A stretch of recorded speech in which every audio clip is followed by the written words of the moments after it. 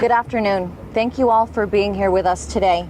We're holding this press conference to discuss the circumstances of the search and some basic facts about Eric Abril's apprehension. Joining us today are Acting U.S. Marshal Laisha Boyden, FBI Assistant Special Agent in Charge John Snow, California Highway Patrol Lieutenant Frank Newman, Roseville Police Chief Troy Bergstrom, Lincoln Police Chief Matt Alves, Rockland Police Captain Scott Harillo, Chief Investigator for the Placer County District Attorney's Office Mary Green, Placer County CEO Jane Christensen, and Placer County Sheriff's Lieutenant Josh Barnhart. I'd like to now call up Placer County Sheriff Wayne Wu to discuss the collaborative fugitive search effort that led to Abril's capture. Thank you. Well, good afternoon, everybody. Thank you for being here.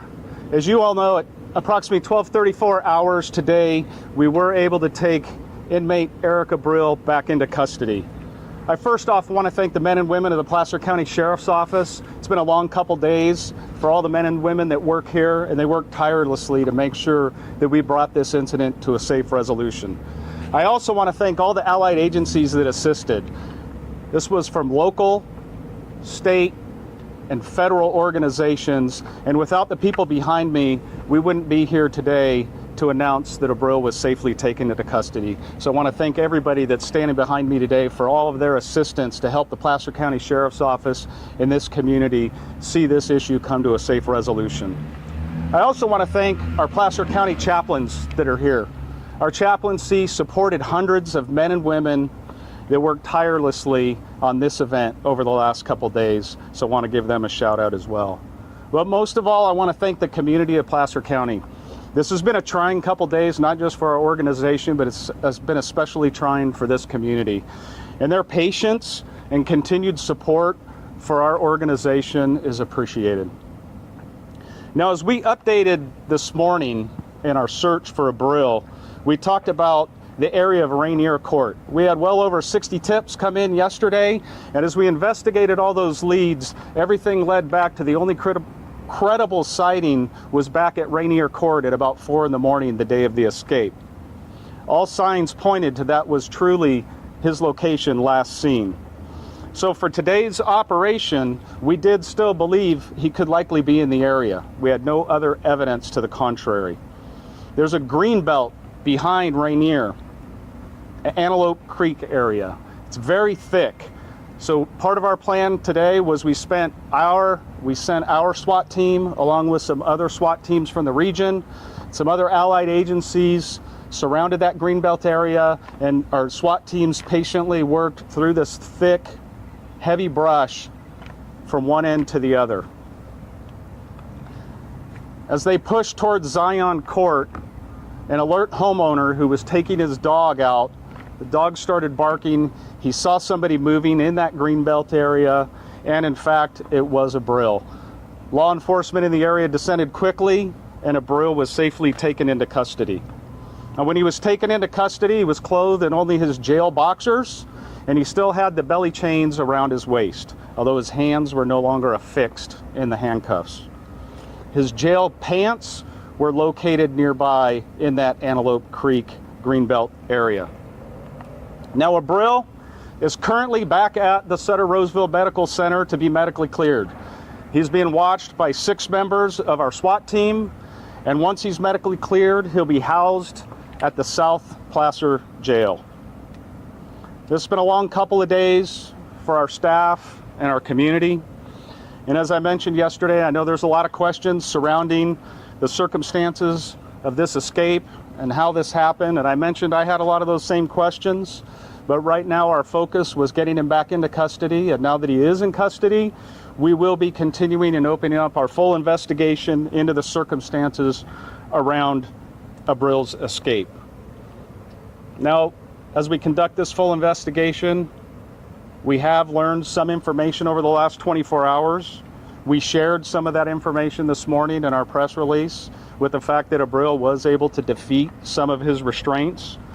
And as we conduct this investigation, we'll not only look into the circumstances around the escape, but we'll also review our policies, our procedures, and our equipment, quite frankly, to ensure that something like this never happens again. So with that, I'll be more than happy to take some questions. Sheriff, yesterday you said that you had many questions about the escape. That sounds like that's still the fact at this point today.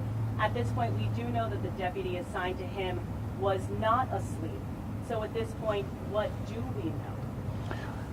Like I said, that investigation is ongoing. We will get to the bottom of it.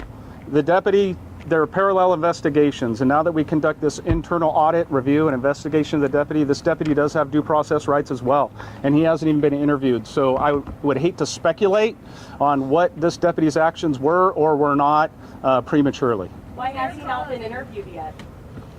He's been noticed to be interviewed, and an interview will be conducted when we can coordinate it. Is he still fully employed by the department? Is he still on active duty? He is. Is there a chance that he... I'm going to take somebody else's question. You got to allow other people. Thank you. Was there a confrontation or anything like that when he was found today? Not to my knowledge, no. He surrendered. Can you tell us about what's the usual procedure when taking an inmate to the hospital? Can you tell us about what usually is the procedure when taking an inmate to the hospital? Yeah, so Abril was initially taken to the hospital by ambulance, so there was some type of medical episode. The decision was made by jail medical staff that he needed to be transported to the hospital and transported by ambulance, not just in the back of a patrol car. And what type of restraints was he under? When he left the Placer County Jail, he was restrained with belly chains and leg shackles. Do we know if the deputy who was guarding Abril, was he a sheriff deputy or a correctional officer, and was wearing a body camera? He was a sheriff's deputy. He is assigned a body camera. I can't confirm whether he was wearing it or not. Is it standard procedure to only send one deputy to guard them when they're in the hospital like that? The procedures for the amount of guards depends on the inmate's classification status. And do we know if he was in the bathroom at the time of when this escape happened? We don't know that yet because we haven't conducted the full investigation. Can you talk about the condition of the suspect when you found them, and can you clarify what you mean by jailbox? Basically, he was in underwear, jail-issued underwear, and from what I understand, he had numerous abrasions and other things about his body. Sheriff, you talked about jail classifications for a murder suspect. Would that normally be just one deputy? And moving forward, if it is just one deputy, might that change to more deputies? Oh, 100%. So the jail classification, we have learned this over the last 24 hours, that when Abril first came into custody, he was classified as a 2-officer move. I can say that sometime during the month of May, our classification unit downgraded him to a 1-officer move, and that'll be part of this entire review of how that occurred, what prompted that decision, what levels of approval that decision needs to go through, and we'll make course corrections if that's needed to ensure that this never happens again. As the sheriff during all this ordeal, any kind of assault, any kind of physical contact that he made with the deputy that was watching him? Not to my knowledge, but again, we're just beginning that internal investigation and review. As the sheriff of this entire county, is it safe to say you're disappointed that this even happened? Yeah, I would say that as the sheriff of this entire county, I take full responsibility for this incident, quite frankly. I take the protection of this community seriously, and quite frankly, as the sheriff who's in charge of the jail and the custody of prisoners, this should have never happened. And I can guarantee you this, we'll make whatever course corrections we need to, and I'll take full responsibility, and we'll make sure it never happens again, at least not while I'm the sheriff, I can guarantee you that. Sheriff, do you believe that staffing levels could have been part of what led to this, that there was only one deputy assigned to him, that there was that transfer of jail classification? I have no information to believe that this was at all related to staffing levels, but as the investigation unfolds, it could very well be related to the change in his classification level for sure. And at this point, are you able to tell us how he escaped the hospital? Was it through a door, through a window? Did any hospital staff see him? From what I understand, preliminarily, it was, through a door. He left on foot. Sheriff, can you clarify, there was something yesterday in the press conference about a brief pursuit before he actually took off? Yes.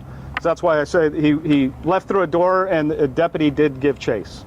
Lost him, from what I understand, somewhere in the parking lot. But again, that's premature without completely doing a full investigation. And so that was preliminary information, though, but that is subject to change. And Sheriff, for the majority of the day yesterday, we followed the SWAT team to various locations around Rockland. Were those legit reports, or did he primarily, like you said, he concentrated on Rainier Court? Was he primarily in that area, and the other sightings were just people thought that they saw him, but it actually wasn't him? I think that would be a lot of speculation right now for me to assume that. But I mean, I can say this, that with over 60 leads we followed up on yesterday, none of them really turned out to be credible. So while we remained in that area of the point last seen, we also had to investigate all these other tips and people reporting different things, or, you know, somebody suspicious in the area. Those were all followed up on. And then as we regrouped today to get our plan of attack, everything led us back to that Rainier Court area, which is why we started there. Just to clarify, as far as the shackles, was he shackled to his bed at one point when he was in the hospital? I do not know that. Following up on Rowena's question about the foot pursuit, was that foot pursuit with the same deputy who was assigned to guard him, or was that another deputy who happened to be in the hospital? From what my understanding, it was the deputy that was assigned to guard him, yes. You said that he broke his shackles, that he came unshackled. What was that via evidence through the surveillance, or did that happen at the hospital as he was running away? Through evidence, through surveillance, we were able to determine that he was able to defeat some of his restraints. I really, due to safety and security concerns, I'm not going to get into right now how he was able to defeat the restraints. And was he barefoot when you found him? I believe so, yes. He was clothed only in jail boxer shorts and the belly chains around his waist. Was there also a nurse present in the room? Not to my knowledge, no, but again, we'll find that out once we do a full investigation. Sheriff, earlier. Take two more questions. In case the investigation point out that there was negligence by the deputy, what are the consequences? It would be speculative on my part.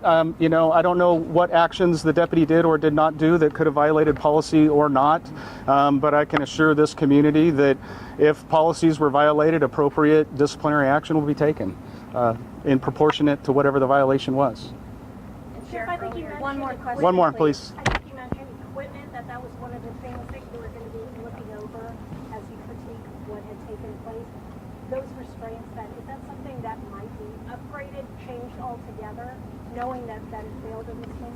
I think all of the above, quite frankly. Upgraded, additional restraints that could be utilized. I mean, nothing's off the table. We're very open-minded to look at this incident. We'll learn from it, we'll be better, and we'll ensure it never happens again. Sheriff, your message to the McKeegan family. Sorry, thank you. Thank you. This concludes our press conference. We thank you so much for joining us today.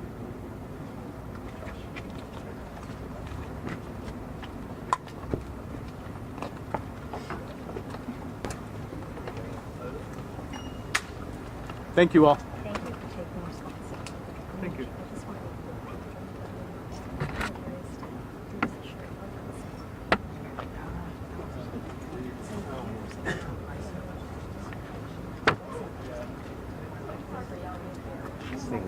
This thing was glaring and everybody shot. Huh? Sorry about that, man. It's all right. Let me see if I would have been able to adjust it just out of curiosity.